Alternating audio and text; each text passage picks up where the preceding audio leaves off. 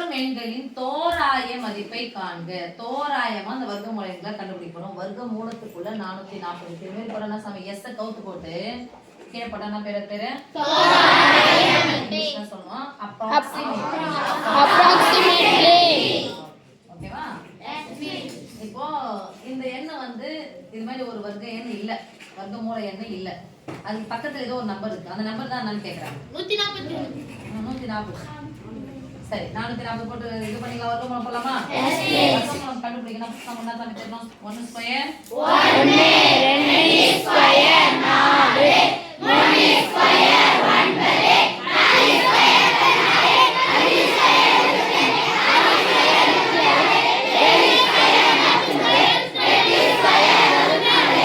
4 square 10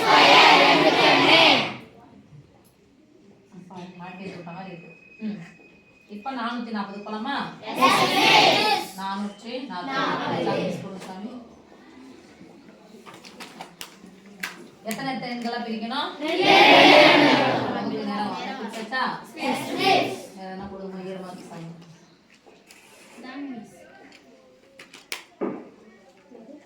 இப்போ 4 அடங்கக்கூடிய மிகப்பெரிய வர்க்கமூலம் என்ன? வர்க்கம் என்ன? 2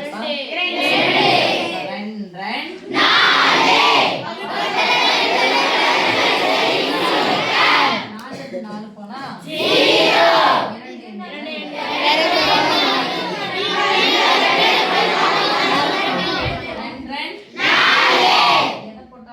சம்திங் தானே?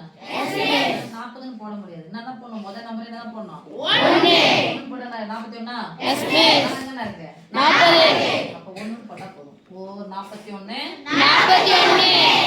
எக்ஸ்ட்ரா இருக்குது. 1 தானே? எஸ் மிஸ் 1 எக்ஸ்ட்ரா இருக்கு. அப்ப 1 இது கூட கூட்டினா 441. எதனுடைய தோராயம் போட்டு விட என்ன சமயம் வந்துக்குது? 21. ஓகேவா? எஸ் மிஸ் இங்க 800 போடலாமா? எஸ் மிஸ் 2 நம்பரா பிரிக்கணுமா?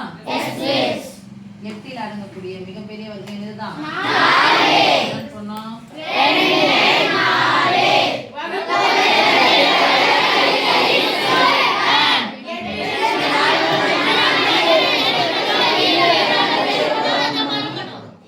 இரண்டு எண்களை இறக்கணும்,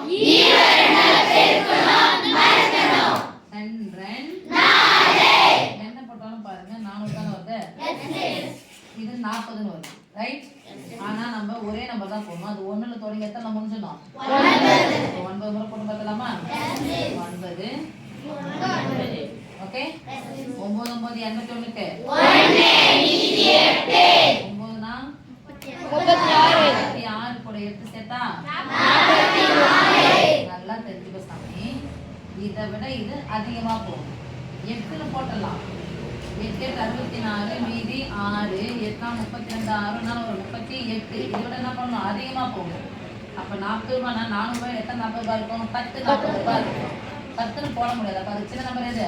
9 கூட போட்டு பாருங்க. எத்தனை எக்ஸ்ட்ரா இருக்கு பாருங்க? 441. எத்தனை எக்ஸ்ட்ரா இருக்கு? 41. அப்ப 841ன்றதுதான் முழு வர்க்கமூல. சரி சாமி? Yes miss. அப்ப இது எவ்வளவு எக்ஸ்ட்ரா இருக்குன்னு கேட்கணும்ல பக்கத்துல. தோராயப்படுத்துன்னு சொல்றாங்க. பிரான்ஸ் என்ன சாமி? 29. தோராய மதிப்பு 29. அடுத்து எத்தனை எண்களா பிரிக்கணும்? 2 எண்களா பிரிக்கணும். 10ல் அடங்கக்கூடிய மிகப்பெரிய வர்க்க எண்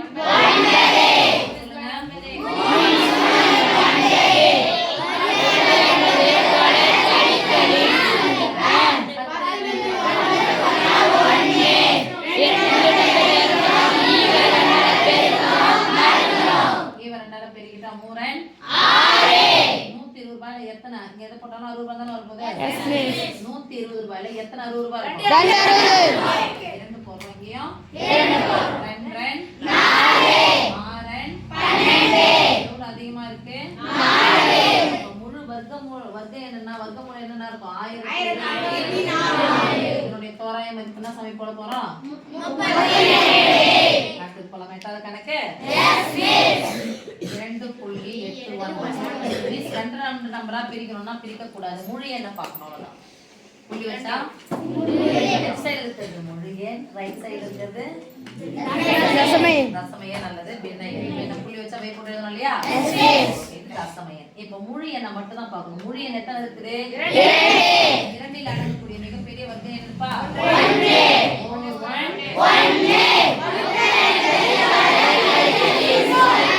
புள்ளிய மறந்துட்டு இறக்குங்க.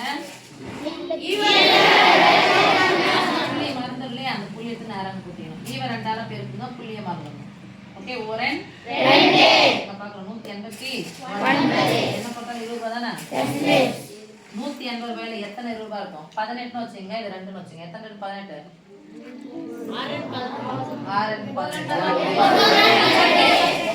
18 போட்டா 9 9 என்ன வந்துடும்? 81 போடணும். மீதி 8 9 18 8 26 போயிடுது. அதனால 9 முடியக்கூடிய சின்ன எண்ணெய் எது பார்த்துட்டு அதுக்கு பக்கத்தில் இருக்கக்கூடிய சிறிய வர்க்கம் என்னது? 7 49க்கு 14 14 நாளும்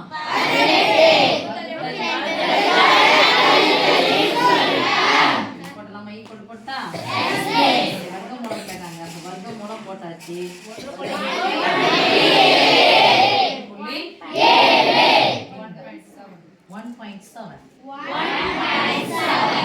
ஓகே, எதை மட்டும் பார்க்க சொல்லியாச்சு? புள்ளி வச்சிருந்தா என்ன சமயம் இருக்கு? 67 அடங்கக்கூடிய மிகப்பெரிய வர்க்கம் என்னது? 64 கொடுப்பாங்க. 7 இந்த 4 கழிச்சா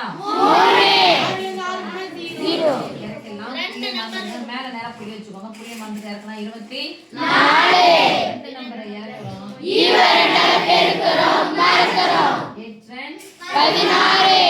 160 ரூபாய். இங்க 320 ரூபாய். எத்தனை முறை தான் இருக்கும்? 2 முறை. 2 4 16 32 இந்த வர்க்க மூலம் கேட்டா அப்ப ஸ்கொயர் ரூட்ல போட்டுட்டா ஈக்குவல் டு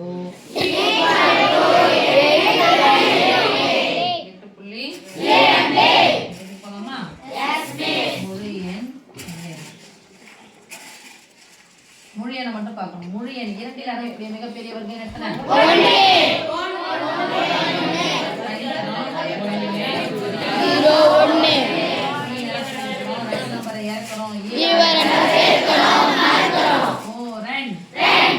என்ன போட்டாலும் இங்க 20 ரூபாய் தான் இருக்கும். 100 ரூபாயில எத்தனை ரூபாய் இருக்கும்? 5 ரூபாய் இருக்கும். 5 போட்டா 5 25 வந்துடும். 125 ஆயிரம். அப்ப எத்தனை முறை போட்டுக்கலாம்? 4 4 2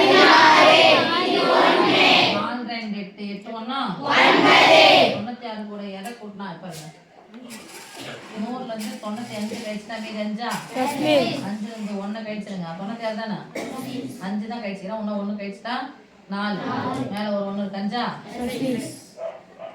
5 நான் 96 97 98 99 100 101 5 வரல. 2 நம்பரை இறக்குங்க. ஈவ ரெண்டால பெருக்குங்க. கடைசி நம்பர் 4 2 8 கொஞ்சம் இடம் விட்டு போடலாம். 4 2 என்னதான் போட்டாலும் இது 250 ரூபாவா? 500 ரூபாயில எத்தனை 200 ரூபாய் இருக்கும்? 2 இங்க என்ன போடுறோம்? 2 2 4 28 ரூபாய் சேர்த்தா எவ்வளோ? 56 கழிச்சா 0. இதனுடைய மதிப்பு square root of equal to 1.42. இத பார்க்கலாம். இது உங்களுக்கு ஈஸியா தெரிஞ்சிரும். 144 யாதனுடைய ஸ்கொயர் ரூட்? அப்ப square root equal to square root of 12. இதுக்கு ஸ்கொயர் நடுவுல பெருக்கல வகுத்துல வச்சா என்ன பண்ணலாம்? அத whole square equal to 12 15 equal எத்தனை வாய்ப்பாடு வரும்? 3 எத்தனை 3 12 4 3 12 5 3 5 ஈக்குவல் டு 4 5 ஆல் வகுக்க வேண்டும். 4ல 5 அடங்காது. 0 சேர்க்கணும். 0 சேர்த்தா புள்ளி வைக்கணும். ஆயிடுச்சு 40. எத்தனை 5 இருக்குது? 40. இப்போ இதுதான் பின்னப்பா. கலப்பு பின்னம்னா ஒரு முழு எண்ணும் ஒரு தகு பின்னம் இருக்கு. அப்ப என்ன பண்ணோம்? இதை எப்படி படிக்கணும்? 7 + 18/49 நடுவுல பிளஸ் மைனஸ் செஞ்சா நம்ம குறுக்க பெருக்கி கூட்டி பை போடு 9 ஏனா பாப்பா பாப்பா பாபா ஏனா 28 கூட 6 செட்டா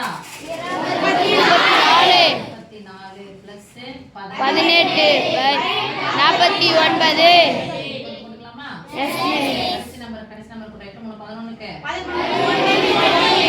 1 5 5 1 6 என்ன சாமி இருக்கு 369 யார் 19 ஸ்கொயர் ரூட் போட்டுட்டா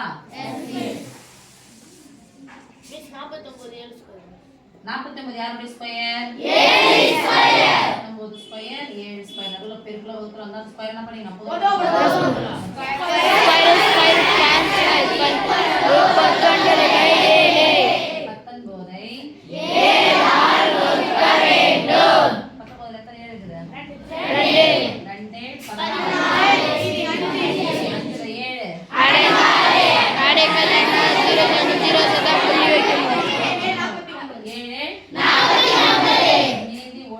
போயினே இருப்பாங்க போடக்கூடாது என்ன சொல்லலாம்